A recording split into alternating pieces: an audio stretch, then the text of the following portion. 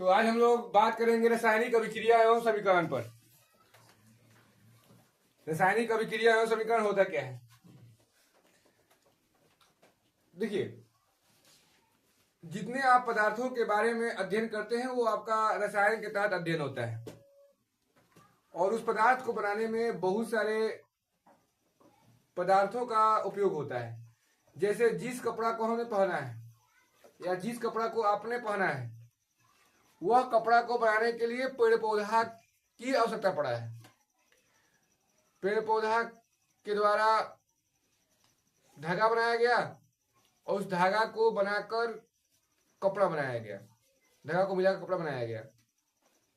ऐसे ही मेरे हाथ में मार्कर है। इस मार्कर को बनाने में बहुत सारे पदार्थों को ऐड करना पड़ा, फिर उसे पिघलाकर सांचे में इस रूप में ढालना पड़ा, तब हमारा एक पदार्थ का निर्माण हुआ है।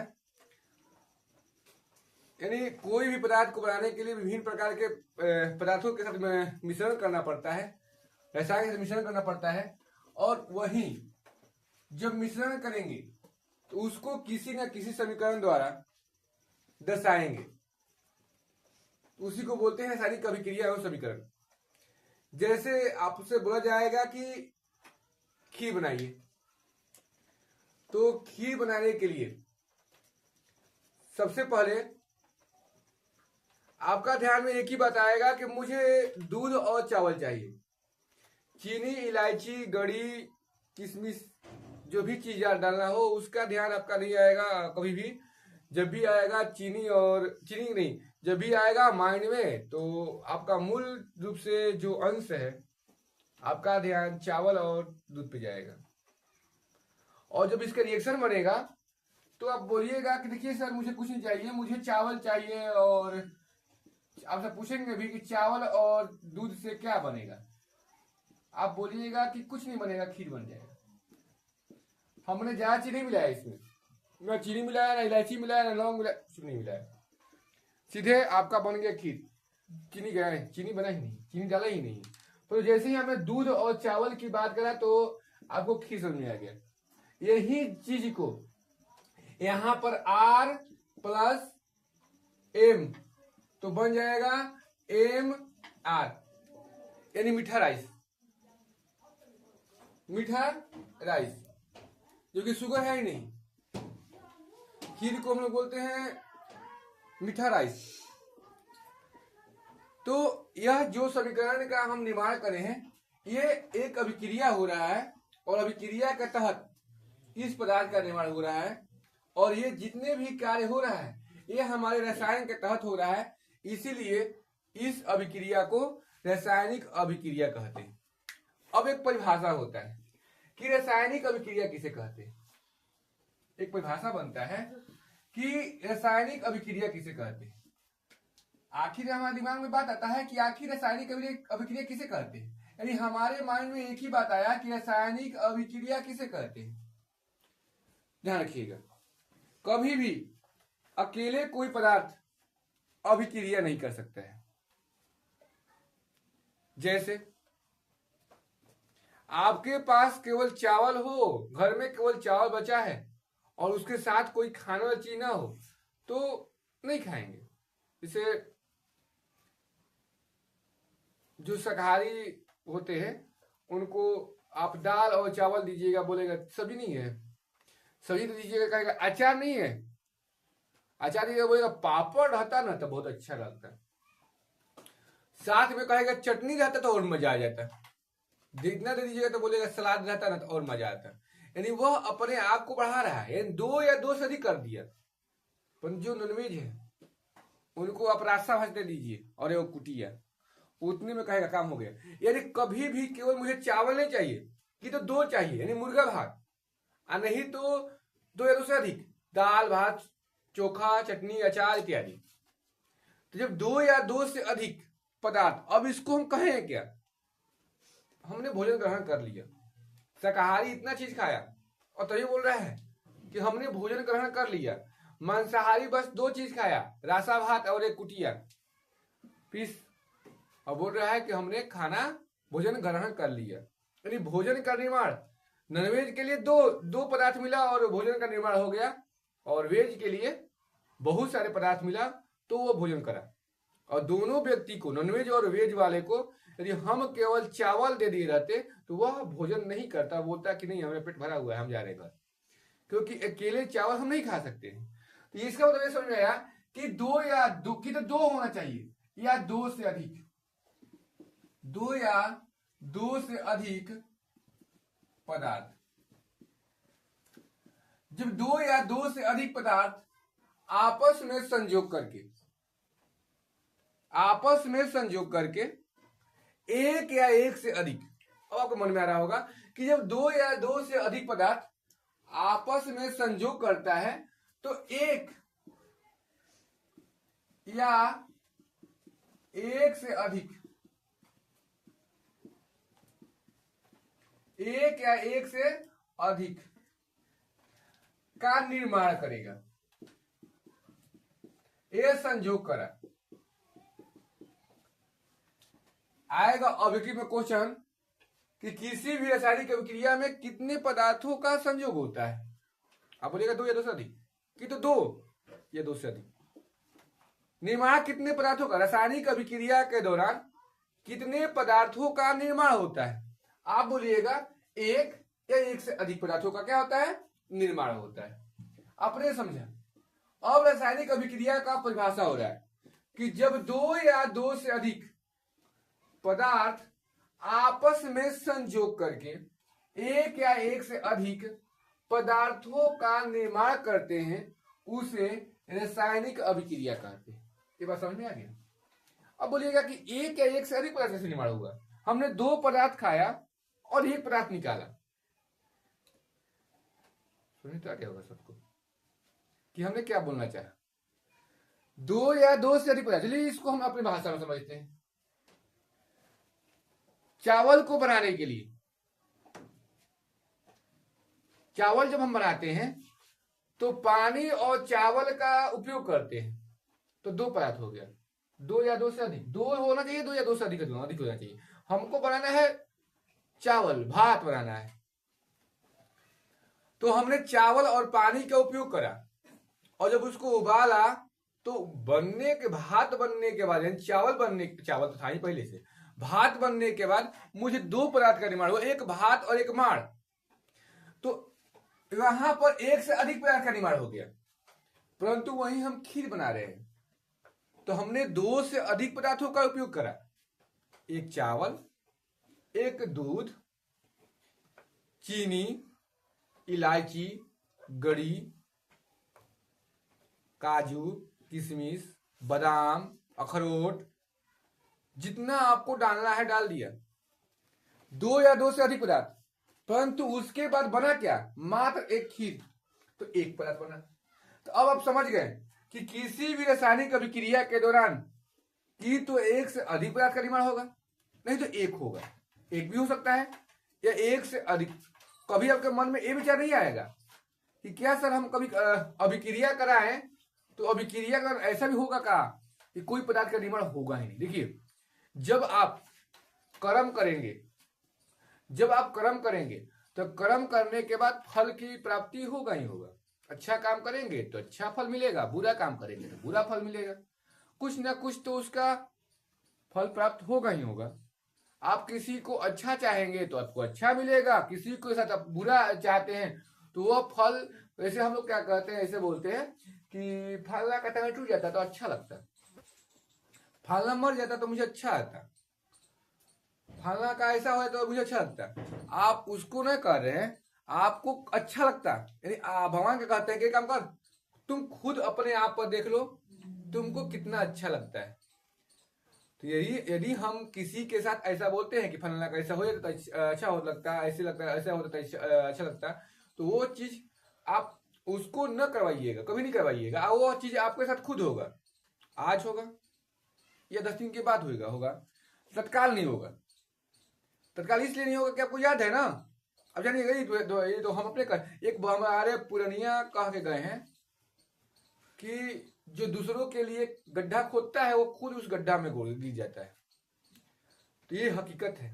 जो दूसरे के लिए कांट बोता है वो खुद वो कांट से पीड़ित हो जाता है। यही होता है, आपने यदि कोई अभिक्रिया कराया तो उसके दौरान पदार्थ का निर्माण होगा ही होगा, एक हो या एक से अधिक हो, इसे कहते हैं रासायनिक अभिक्रिया। अब आता है तो अब आपको समझ में आ गया। एक क्वेश्चन आता है कि मैग्नीशियम का संकेत क्या होता है। देखिए, संकेत आपको याद करने में ज्यादा लोड नहीं देना है। जो भी अक्षर आप बोल रहे हो, जो भी आप वर्ड बोल रहे हो, जिस भी आप तत्व का नाम बोल रहे हो, उसका पहला अक्षर, जैसे मेरा नाम विमलेश कुमार हुआ तो आप क्या बोलते हो, बी के, बी से विमलेश, के से कुमार। किसी जैसे जो भी हो उसका पहला वर्ड ही आपका ये होता है। जैसे मैग्नीशियम हो गया तो मैग्नीशियम, एम से मैं से म से स्टार्ट हो जाता है, एम से हो जाएगा। गरीशियम तो जी से हो जाएगा। तो मैग्नीशियम का संकेत याद रखिएगा कि Mg होता है। अब बात आता है कि मैग्नीशियम ऑक्सीजन से संयोग करके क्या बनाता है। अब बात हुआ ऑक्सीजन का। देखिए, ऑक्सीजन जब अकेले आता है, ऑक्सीजन का जब एक अणु रहता है इसको बोलते हैं मोनो। दो रहेगा यानी O2 आएगा, ऑक्सीजन का दो अणु आएगा तो होता है डाई, और तीन रहेगा तो होता है ओजोन।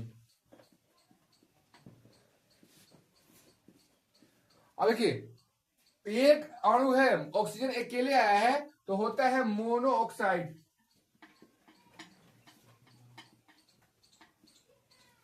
दो है तो हो जाएगा डाई ऑक्साइड,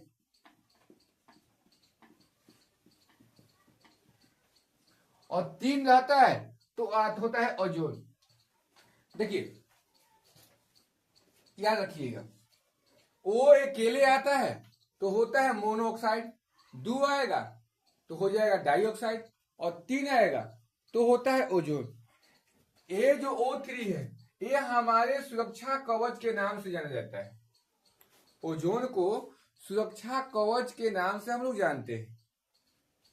O3 ये हमारे सुरक्षा के रूप में कार्य करता है। ये सूर्य से आने वाली खतरनाक किरणें जैसी पराबैंगनी किरणें होती है, पराबैंगनी किरण हमारे लिए खतरनाक किरण है। ये हमारे स्क्रीन को, ये जो त्वचा है इसको काला कर देती है।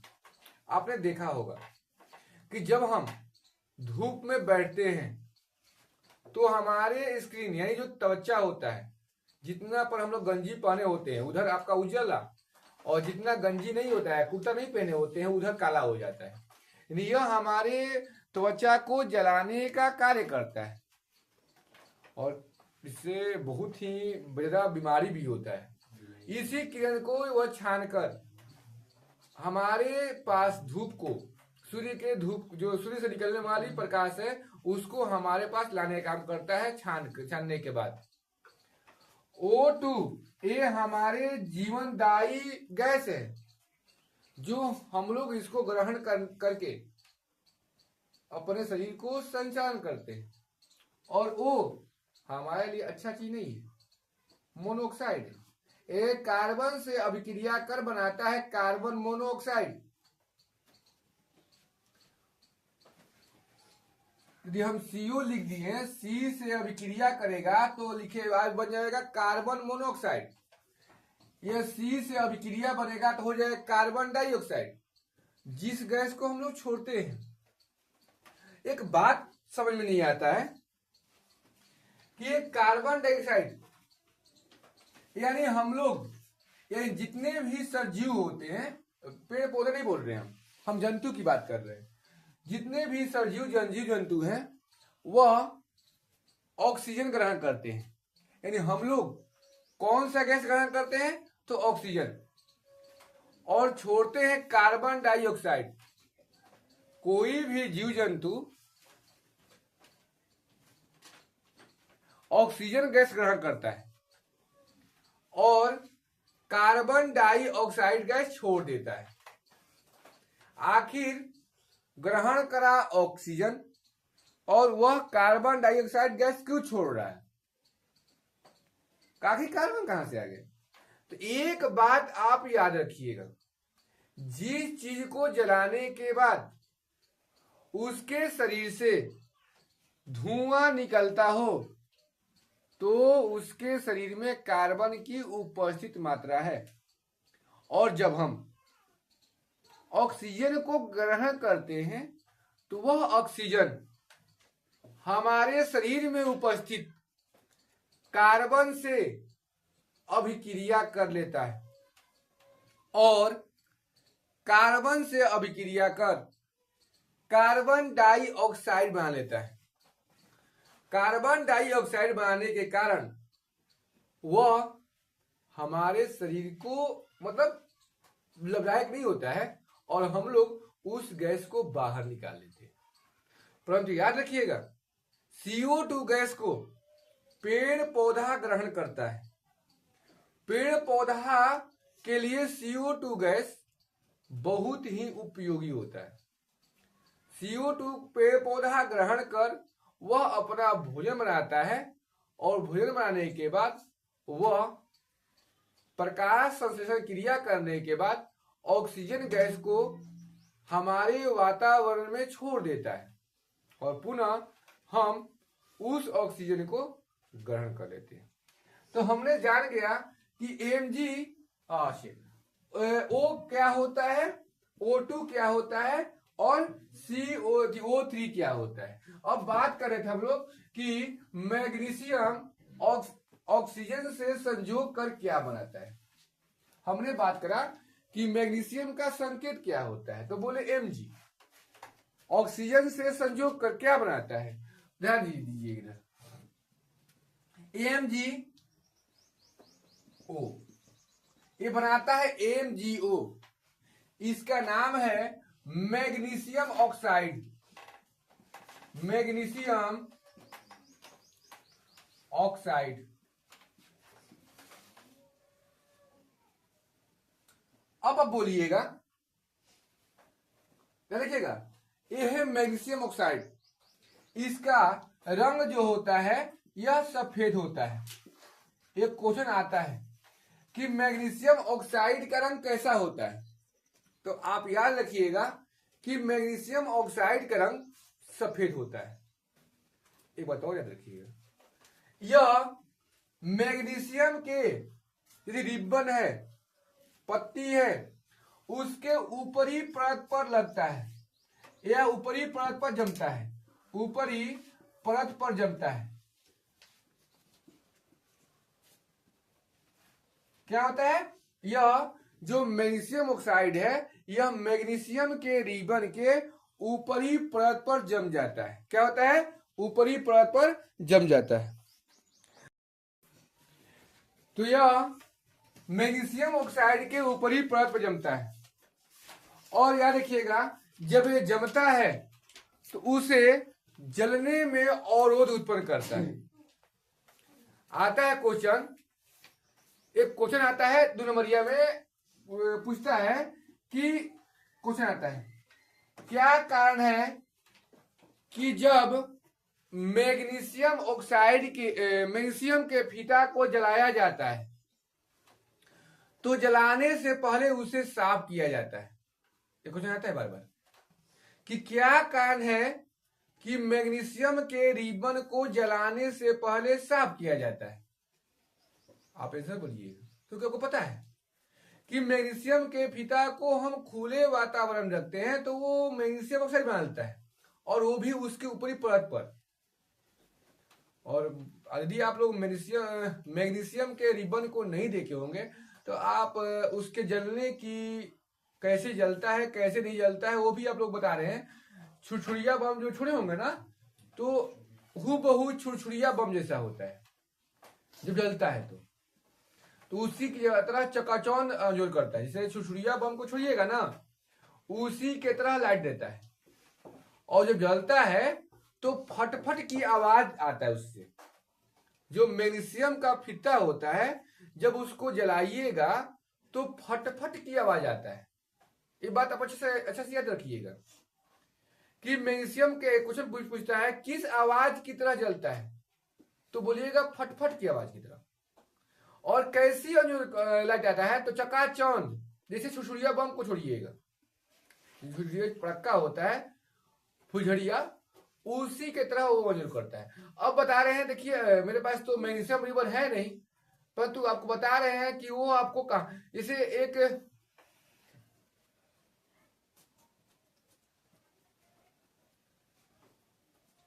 एक पर टर्च आ रहा था,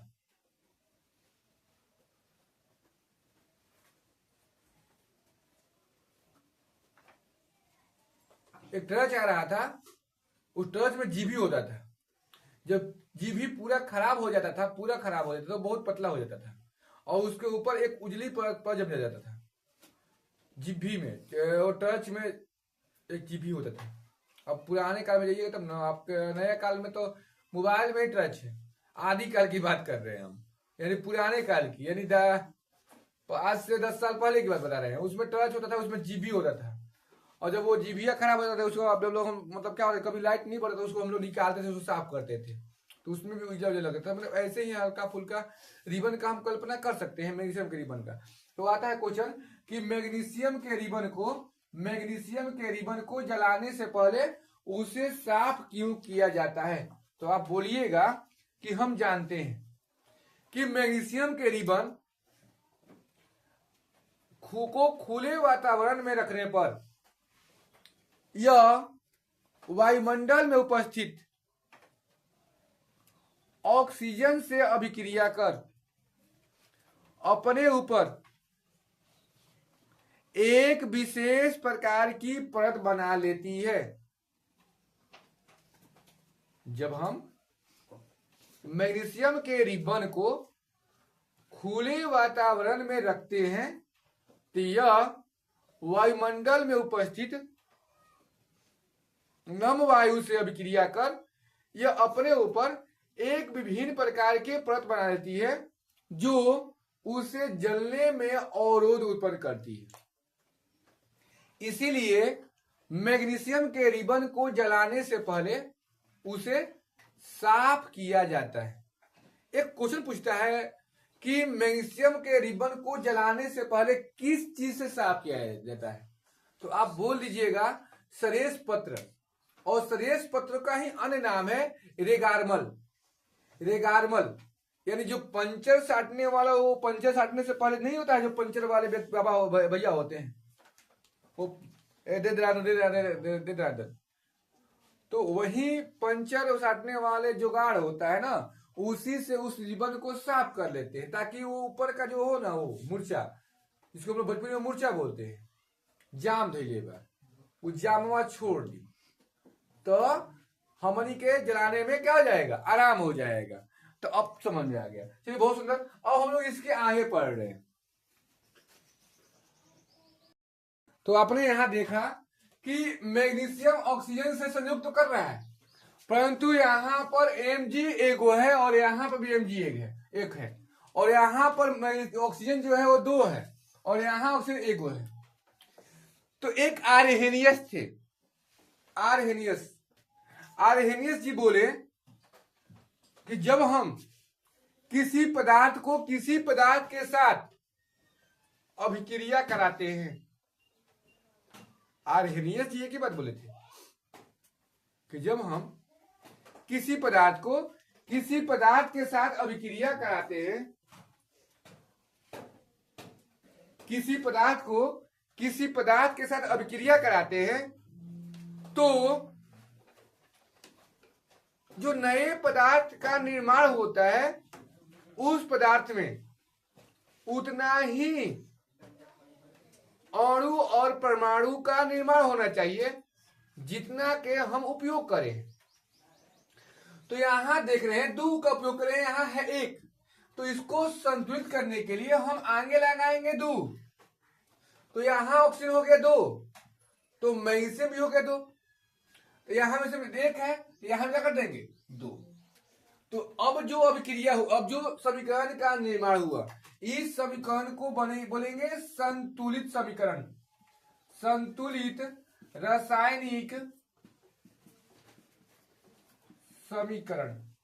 अब क्वेश्चन आपसे पूछ जाएगा कि संतुलित रासायनिक समीकरण क्या है। ये क्वेश्चन पूछता है बार बार, संतुलित रासायनिक समीकरण क्या है। आप बोलिएगा ऐसी रासायनिक अभिक्रिया जिसके दौरान अभिक्रिया में भाग लेने वाले पदार्थ और उसके द्वारा बने गए नए पदार्थ में अणु और परमाणुओं की संख्या यदि बराबर है तो उस समीकरण को हम लोग संतुलित रासायनिक समीकरण कहते हैं। अब ध्यान रखिएगा, इस जो भाग लेता है उसको बोलते हैं अभिकारक। क्वेश्चन आता है अभिकारक किसे कहते हैं, तो बोलिएगा रासायनिक अभिक्रिया में भाग लेने वाले पदार्थ को अभिकारक कहते हैं। रासायनिक अभिक्रिया में जो पदार्थ भाग लेता है उसे अभिकारक कहते हैं। और जो रासायनिक अभिक्रिया के दौरान फल का निर्माण होता है उस फल को प्रतिफल कहते हैं। और प्रतिफल का अन्य नाम है उत्पाद। तो अब बात समझ आ गया कि संतुलित रासायनिक समीकरण किसे कहते हैं। तो ऐसी रासायनिक समीकरण जिसमें अभिकारक और प्रतिफलों में अणु और परमाणु की संख्या बराबर हो, तो ऐसी समीकरण को संतुलित रासायनिक समीकरण कहते हैं। और जो अभी हमने पहले रखा था समीकरण, वह समीकरण संतुलित नहीं था, तो बोले उस समीकरण को बोलते हैं असंतुलित रासायनिक समीकरण या असंतुलित समीकरण। असंतुलित समीकरण किसे कहते हैं, बोलेगा ऐसी रासायनिक समीकरण, तो ऐसे रासायनिक अभिक्रिया जिसमें अभिकारक और प्रतिफलों में अणु और परमाणु की संख्या बराबर नहीं हो उसे असंतुलित समीकरण कहते हैं।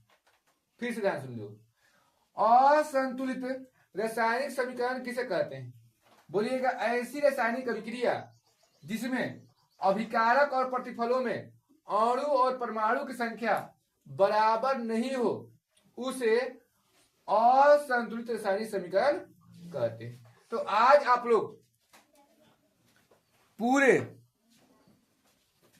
चीज को अच्छा समझा, रासायनिक अभिक्रिया किसे कहते हैं, प्रतिफल किसे कहते हैं, अभिकारक किसे कहते हैं, संकेत को कैसे जानेंगे, संतुलित किसे कहते हैं, असंतुलित किसे कहते हैं। और मुझे आशा नहीं पूरा अनुमान है कि आप लोग को आज का क्लास बहुत अच्छा लगा होगा।